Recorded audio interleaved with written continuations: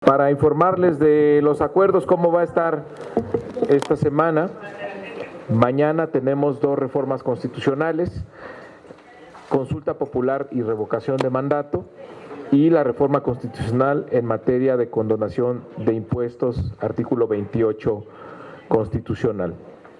Respecto de consulta popular y revocación de mandato, vamos a ir con la minuta que nos llegó del Senado. Nosotros habíamos propuesto que la revocación de mandato se hiciera el mismo día de la elección intermedia en el 2021, sin embargo no se logró este consenso en el Senado y hubo una modificación de fechas.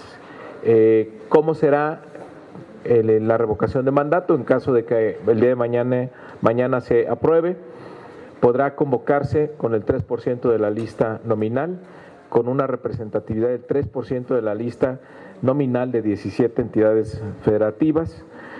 ¿Cuándo será el periodo para la solicitud? Los 3 primeros meses siguientes a la conclusión del tercer año de gobierno del presidente. La fecha, ¿cuándo sería la fecha de la revocación? 90 días después de la convocatoria, en fechas que no coincidan con alguna jornada electoral. ¿Cuándo se vuelve vinculante la revocación? Cuando por mayoría absoluta cuando gane por mayoría absoluta con el 40% de participación de la lista nominal.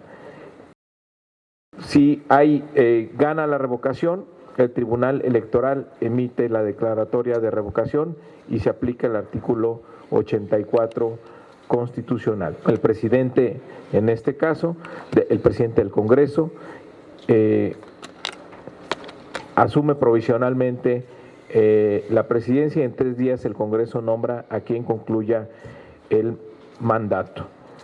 En el caso de consulta popular, es para temas nacionales el 2% de la lista nominal de electores.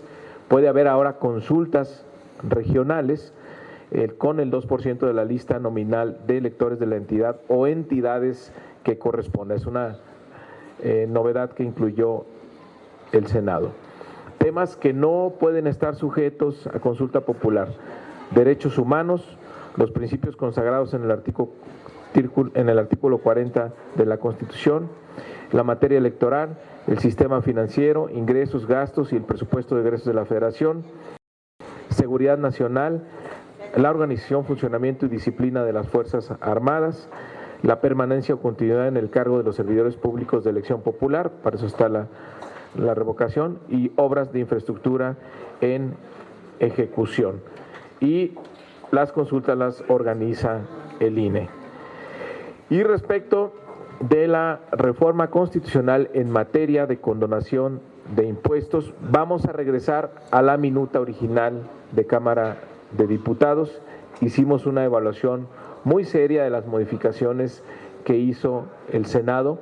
Desde nuestro punto de vista, abre la puerta a que por distintas argumentaciones se mantenga esta facultad discrecional del presidente de la República de hacer favores fiscales a los grandes empresarios. Entonces queremos ser muy contundentes de que se acabe esa discrecionalidad y esa posibilidad de dar condonaciones a las grandes empresas. Este artículo es fundamental para lograr lo que persigue el presidente de la República, de separar el poder político del poder económico. Entonces vamos a regresar a la minuta original de Cámara de Diputados. Para el miércoles vamos a subir al Pleno la reforma constitucional para reducir el financiamiento a partidos políticos. De aquí al miércoles vamos a tratar de llegar a un acuerdo con las distintas fracciones parlamentarias. Nuestra propuesta es muy clara: reducir a la mitad el financiamiento público a los partidos políticos. Es una reforma constitucional. Vamos a tratar de que pase, generar consenso para que podamos tener las 2/3 partes. Si no, bueno, cada partido tendrá que votar, será público para sus electores, para sus simpatizantes, si están de acuerdo o no en reducir el financiamiento público. Para nosotros es un exceso lo que ha ocurrido. hay una fórmula en la Constitución que le garantiza que año con año los partidos tengan cada vez más recursos, sin importar cómo vaya la economía, sin importar qué pase con la economía, con el presupuesto federal, ellos tienen garantizado cada vez más recursos, año con año. Entonces, nosotros vamos directo a la Constitución, a modificar esa fórmula para que cueste la mitad. El año que entra representaría un ahorro de 2.500 millones de pesos, recursos que sin duda hacen falta para la salud, para la educación, para el campo. Y está demostrado que se puede hacer política con mucho menos dinero. ¿Quiénes van a protestar? Los partidos que están acostumbrados al despilfarro, al desperdicio de recursos públicos que durante muchos años han lucrado con esto. Entonces, el miércoles llegó el día. Siempre dijeron que sí estaban de acuerdo, pero no decían cuándo. El miércoles van a tener que votar y dar la cara, decir si están a favor o no de reducir el financiamiento a los partidos políticos. Y el jueves vamos a tener una ronda de dictámenes, como lo hemos tenido los miércoles anteriores. Bueno, el miércoles también vamos a tener una iniciativa de reforma a la Ley de Instituciones de Crédito en materia de bloqueo de cuentas, y el jueves vamos a distintos dictámenes y ya nos preparamos la siguiente semana para el tema del presupuesto de egresos, que como ustedes saben, la fecha límite es el 15 de noviembre. Seguramente vamos a tener la semana que entra unos días muy ajetreados adentro y afuera de la Cámara. Estamos a sus órdenes por si tienen alguna pregunta. Sí, muchas gracias. Ahí voy. ¿No? ¿Ahí no los daño? Gracias. Muchas gracias, diputados. Buenas tardes. Preguntarles, que nos expliquen un poco de dónde va a salir esa reducción del 50% del financiamiento de los partidos políticos. Tenía yo unos datos hace rato que estaba haciendo un análisis que tenemos un padrón más o menos de 90 millones de mexicanos, que de los 65% que teníamos de la unidad de medida, se iba a reducir a un 32.5%.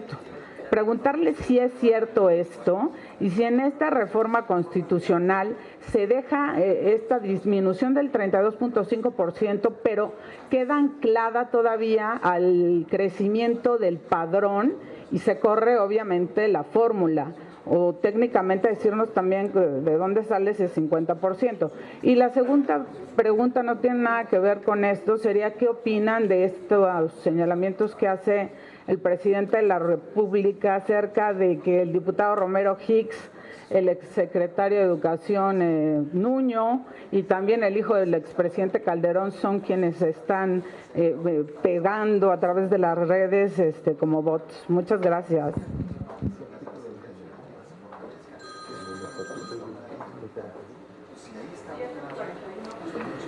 ¿De dónde sale el 50%? ¿Cómo se obtiene el financiamiento según la fórmula de la Constitución?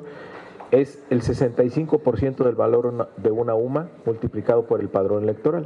Ahí da el monto. Entonces, ¿cuál es la propuesta? Y así viene el dictamen de la Comisión de Puntos Constitucionales, que el factor de 65% de UMA se reduzca al 32.5%, con lo cual se corta a la mitad el financiamiento. Tendría como resultado que de lo que se tiene actualmente o de lo que se espera para el 2020 se iría a la mitad, un 50%, que es más o menos 2.500 millones de pesos para el 2020. Le quedarían a los partidos pues muchísimo dinero, más de 2.500 millones de pesos. Eso sin considerar que hay una bolsa más o menos también de 5.000 millones de pesos que se da a nivel local en cada entidad federativa. Es decir, es falso que los partidos se vayan a quedar pobrecitos sin dinero. Siguen teniendo mucho dinero, siguen teniendo también prerrogativas en los medios de comunicación, tienen prerrogativas a nivel local. Pero sí es cortar ya el exceso, que haya austeridad republicana también para los partidos políticos.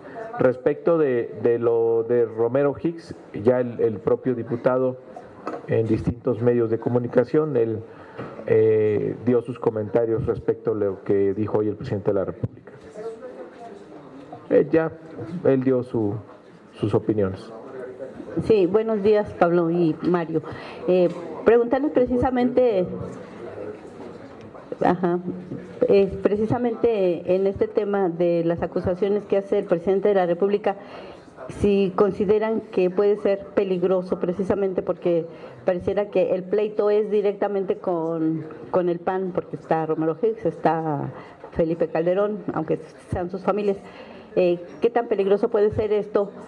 Que se sigan abriendo las trincheras, ¿no?, de los panistas contra el gobierno federal por estas que utilizan los medios públicos para hacer este tipo de señalamientos. Y preguntarte, en el caso de las consultas que realizaría el INE, ¿va con el mismo presupuesto que tiene o habría dinero adicional para que realicen las consultas? Porque el INE ha dicho que pues sí significa una erogación extra a estos ejercicios. Gracias. Pues habría que ver, vamos a ver cómo queda el presupuesto al INE.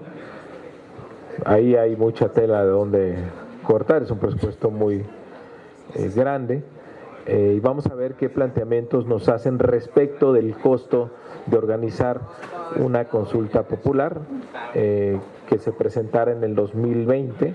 Vamos a ver qué propuestas nos hacen y estar listos. En caso de aprobarse mañana, tendríamos que revisar eso antes del 15 de noviembre. ¿Tú, Pablo? No sé si ustedes ya se dieron cuenta de que los consejeros del INE quieren ganar 85% más de lo que gana el presidente de la República. Ellos quieren eso. No les importa lo que dice el artículo 127 de la Constitución, que nadie puede ganar más que el presidente. Hemos recibido un proyecto de presupuesto con más del 80% los consejeros electorales por encima de lo que gana o lo que va a ganar el año próximo el presidente. Pues a mí me da mucho gusto que el INE siempre esté muy preocupado porque tenga suficiencia presupuestal la institución para llevar a cabo sus actividades, las que la Constitución le otorga, pero de ninguna manera para violar la Constitución. La Cámara no puede votar así, la Cámara no puede concederles esa cantidad.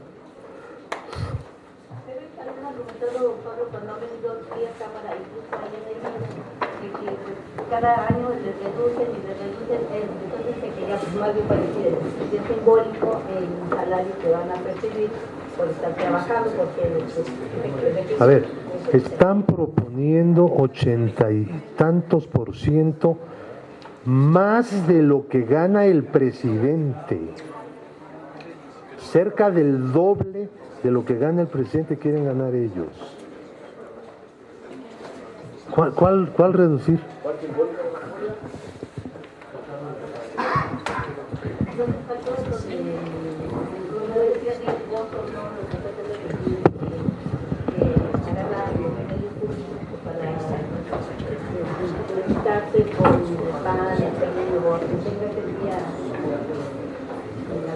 El presidente no hace más que decir lo que está pasando en las redes, que todo el mundo lo ve, es público, es una descripción de lo que ocurre en las redes. No es que esté descubriendo o que esté dando una información que no conozcamos, simplemente está describiendo lo que está pasando en la red. ¿Perdón? Es público, digamos, esto es una conversación pública y es lo que está diciendo, esto es lo que está pasando. Buenas tardes. Para preguntarles si el tiempo que tienen después de esta semana, los temas que tienen pendientes, si habrá tiempo necesario para aprobar el presupuesto sin problemas y cuáles serán los principales desafíos. Sí, tenemos programado, por eso decía yo que la semana que entra va a ser muy intensa, adentro de Cámara y afuera también seguramente vendrán muchos visitantes. Vamos a esperar a que se apruebe la ley de ingresos en su totalidad por parte del Senado. Esperemos que esto ocurra mañana o el jueves y con eso ya tendremos el monto final y nos permitirá cerrar ya la cifra del presupuesto de egresos. Está claro que desde un principio era un presupuesto con muy pocos márgenes de maniobra. Yo no espero que vaya a haber grandes cambios, porque no hubo grandes cambios en materia de ingresos, y seguramente se fortalecerá el esfuerzo que está haciendo el gobierno de incrementar los recursos a los programas sociales, de incrementar los recursos a infraestructura, esto con la restricción de no haber aumentado impuestos, de no endeudar al país y de no haber aumentado el precio de los energéticos. Entonces es un presupuesto que tiene pocos márgenes para hacer ajustes. Sin embargo, pues algunas demandas que se han presentado sensibles para algunos sectores seguramente serán atendidas y yo espero que salgamos a tiempo. ¿Qué tal, coordinador? Quisiera preguntarle primero respecto a la cuestión de reducción a partidos. Finalmente, ustedes tienen una mayoría clara en la Cámara respecto a lo que pudieran opinar otros partidos en cuanto al dictamen. ¿A qué acuerdo se ha llegado con los principales partidos, con el PAN, con Movimiento Ciudadano, con el PRI, respecto a qué orientación quieren que tenga esta reducción a partidos? Y quisiera preguntarle cómo ve la posición de partidos como el Partido del Trabajo y el PES. El PES no dio su voto a favor en comisión, pero dijo que presentaría reservas, ya que pues sí tendría una afectación para ellos, y el PT de plano votó en contra. Digo, a final de cuentas son una alianza, sé que como partidos pues tiene cada quien una postura individual y pues no puede opinar por ellos, pero sí como qué es lo que está generándole ruido al PT siendo aliado de Morena. Y por el otro lado, en la cuestión de estas menciones, el ataque a la prensa, más allá de las explicaciones que dio el coordinador Romero Hicks, el señalamiento es de una investigación que se instruye precisamente por parte del gobierno de la República. Señala no solo a Romero Hicks, también a un hijo del expresidente Felipe Calderón, también al exsecretario de Educación Pública. Y quisiera preguntarle cuál es su parecer respecto a primero la investigación, porque se está haciendo público una investigación pues de seguridad que deberá de tener algún tipo de implicación, y segundo, el ataque que están recibiendo los medios constantemente que cubren la fuente presidencial, ya que los hashtags pues es esto de prensa vendida, prensa sicaria. ¿Qué opinan al respecto de la desprotección? Por un lado, pues se han reducido los montos de protección a periodistas y se están motivando este tipo de ataques en redes sociales. Gracias. Bueno, primero, es reforma constitucional la reducción del financiamiento de partidos políticos. Entonces, pueden pasar dos cosas. Una, que logremos los votos necesarios, eso implica pues que haya un acuerdo político con cuando menos otras dos fuerzas políticas, o tres. Los votos de Morena solos no alcanzan para reformar la Constitución. Necesitamos los votos, como ha venido ocurriendo en las reformas constitucionales, por lo menos del PT, del PES, del Partido Verde y de un grupo de independientes. Entonces, ¿cuál es el escenario para el miércoles? Si pasa es que logramos un acuerdo, y si no pasa es que en el fondo los partidos no están de acuerdo en reducir el financiamiento a los partidos. Nosotros sí vamos a ir con nuestro dictamen, lo vamos a apoyar hasta el final para lograr que pase. Entonces, ya veremos el miércoles cómo se vota, si estaban a favor o no, porque hay que recordar que todos los partidos siempre dijeron que sí, y sí, presentaban propuestas y adelante, pero nunca se han enfrentado a una votación. Y no hay plazo que no se cumpla. El miércoles tendrán que decirle a sus simpatizantes si están a favor o no del despilfarro, del desperdicio de recursos públicos, o le metemos un alto, lo recortamos al 50% y que la autoridad republicana llegue a los partidos políticos. La mayor parte de la ciudadanía, la mayoría de la ciudadanía impulsa que se recorte el financiamiento a los partidos políticos, y Morena lo propuso antes de ganar las elecciones y estamos cumpliendo. ¿El PT les dijo por qué está vamos, ahí se manifestaron y bueno, es una propuesta que se hizo desde la campaña, lo mismo que revocación de mandato y consulta popular. Se está cumpliendo puntualmente la plataforma legislativa de la coalición Juntos Haremos Historia. Es lo que estamos haciendo, cumpliendo lo que prometimos. Muchas gracias. Mira, no hay una investigación, lo que se revela hoy no es una investigación. El tema de las redes es público. Las redes es una conversación pública, lo cual pues lleva a que todos podamos verificar el comportamiento, la simpatía de algunas cuentas en Twitter, en Facebook. Es algo, digamos, de todos los días, es parte del debate público que tenemos, que se extiende también a las redes, y hay gente que está a favor, gente que está en contra. También es público que hay muchos bots. Quienes estamos en esto estamos expuestos a ese tipo de ataques, y el presidente lo que está haciendo es describiendo lo que pasa en la red, ¿no? Una cosa sobre Twitter, nada más. Ustedes están al tanto seguramente que Twitter ha cambiado de política, ya lo anunció. Considerando cómo están las cosas, no quieren participar en las contiendas. Por lo tanto, no van a aceptar publicidad, repeticiones pagadas, retweets pagados en materia política o de ofensas contra gobernantes y políticos. Ya lo han dicho. Yo creo que ellos mismos se están dando cuenta, como todos nos estamos dando cuenta, de cómo están las cosas. Bueno, lo que ha dicho esta mañana Andrés Manuel López Obrador, pues es parte de lo mismo que se está discutiendo en todo el mundo. No solo es aquí, ¿no? Maxi.